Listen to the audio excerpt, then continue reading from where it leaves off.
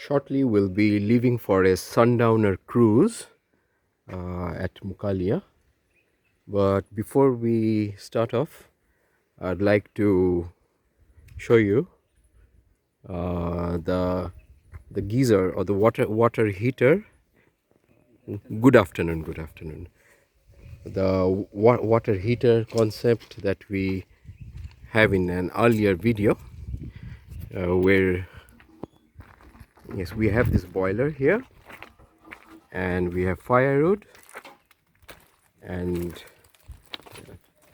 as you can see, that's the concept. It's been fired, and this firewood is stuffed inside and it burns. That's what's heating up the water inside the boiler. And we have water, hot water, in the bathroom.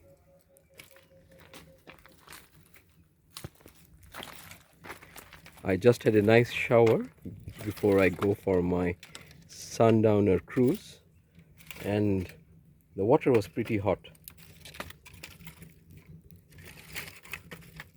And this will be burning throughout the night, so that early morning, if I need to have a hot shower, I have a hot shower.